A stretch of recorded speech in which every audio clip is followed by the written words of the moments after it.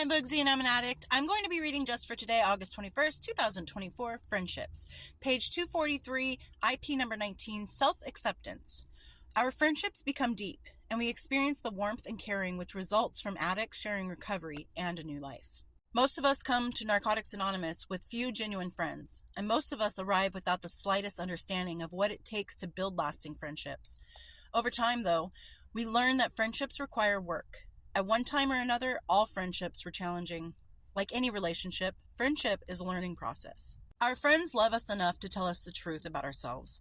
The old saying, "The truth will set you free, but first it will make you furious," seems especially true in friendship. This can make friendships awkward. We may find ourselves avoiding certain meetings rather than facing our friends. We have found, though, that friends speak out of concern for us. They want the best for us. Our friends accept us despite our shortcomings. They understand that we are still a work in progress. Friends are there for us when we're not there for ourselves. Friends help us gain valuable perspective on the events in our lives and our recovery. It is important that we actively cultivate friendships, for we have learned that we cannot recover alone. Just for today, I will be grateful for the friends I have. I will take an active part in my friendships. I think sometimes we have problems finding friends that will tell us the truth or go against the grain of what you're thinking. I think a lot of times we want to find friends that if you're about to do something crazy, they'll be like, "Ooh, let's go," instead of going, "Hey, let's talk about this first." And I think it's a big, important detail in our lives to find friends that aren't afraid to be like, "Hey, okay, pump the brakes a little bit. Take a step back. Is this really what you want to do?" Because we don't like people disagreeing with us. We want people to be like, "Yeah, girl, yeah, dude, yeah, like, come on, you're right, go for it." Like, we want people to be agreeable. But I think that the most important friendships you have in your life are the ones who are like, "All right, I see you're kind of going off the edge here. You're going off the rails. We need to stop, reevaluate, and figure out what path we're going to take from here." Of course, it doesn't have to be said so robotic like that, but not everything has to be agreeable. Sure, your friends are great to go to when you're like, "This person was really mean to me," and they're like, "Oh, that biatch." That's fine. But what I'm talking about is the friend who's going to tell you that, "Hey, you're kind of screwing up," or, "Hey, I think the decisions you're about to make, you need to take a little bit more time before you pull the trigger on that decision. I think you need to understand what you're getting yourself into." You can have your friends for the gossip and the like, "Oh my gosh, can you believe she said that to me?" You can have the friends for that. That's great. But it's really important to make sure that the friendships you do keep are the ones that are looking out for you. You can go have fun, have a girls' night, have a guys' night, have whatever night with your friends, but those same friends should be the ones who help support you, especially in your recovery, and you support them. It's not just a one-way street where they only tell you, "Hey, kind of pump the brakes, calm down," but you also do the same for them. And I think that we were so used to people being our friends during our addiction because, well, we're friends. Can I get a hit? Hey, I can't afford any today. Can you spot me? We're so used to people wanting something from us because once you ran out, so did they. And we were so used to having such, I don't know, intangible friendships that we would be best friends for a week when we're on a bender, and then that person never talks to you again because, they moved on to the next people that they can come up on or mooch off of, and you the same. Maybe you moved on to the next group that this group is like, "Okay, dude, now you really have to start putting in and paying for your own." And then you moved on to find somebody else to start mooching off of and doing the whole please kind of thing again.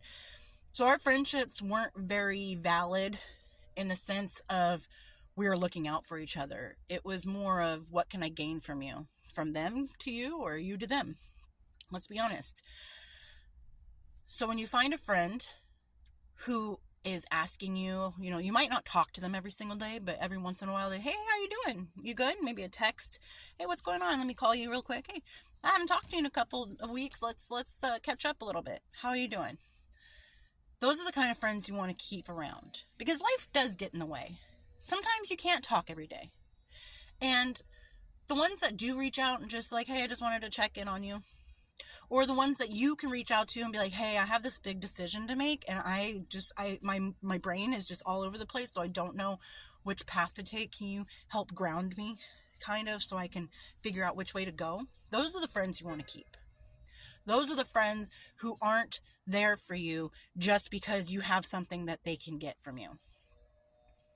And the ones that are there for you when you have nothing, when you were, at the bottom of the bottom, the basement of rock bottom, they were there still trying to help you out. Maybe you didn't notice. Maybe you didn't want to notice. But the ones who are still there for you, they know your whole past. They know that you're in recovery. They know the shit that you went through during your addiction. And they're still like, hey, you good? I got you. There are some friends that were like that we didn't notice, but we cut them out. It's not that they abandoned us. You can tell the difference because if they never came back once you get sober, they were never there really for you in the first place. But if they were there, like, I've been waiting for you. I knew you needed help and I've been trying and you have just cut me out of your life and I didn't know how to help you. I couldn't help you. But I've been wanting to help you. What can I do to help you? Those are the friends you want to hold on to for dear life and never let go. And you need to learn to be the same kind of friend to them as they were to you. Because I'll tell you what, I had lots of friends before my addiction. I had friends that I cut out who straight up asked me, are you using meth? Are you on drugs? And I would come up with some kind of excuse. No, what? No, I am offended. And they stopped asking. And eventually I just cut them out because I didn't want them to catch on. I'm like, oh, well, they already asked, so they're already on to me. So I better cut them out because they're going to know for real that I'm lying. They're going to know that I'm in addiction and they're going to judge me.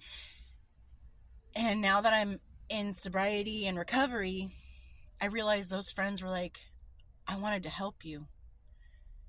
And they would have been willing to help me find a rehab, get me away from the situation. These people would have helped me, but I cut them out.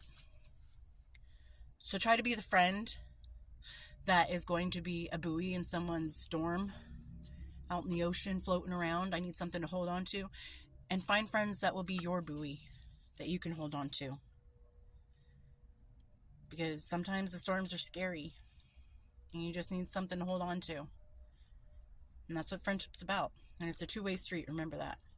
Don't always go to one friend and be like, hey, can you help me? And then when they help you, then you move on with your life. And then the next time they need help and you be like, I'm busy. Be available for your friends, especially the ones who are available to you. And I hope everyone's doing well out there, and I'll talk to you later. Bye. Also, I noticed I had a boogsy booger, so it's gone now. Anyway, have a good day.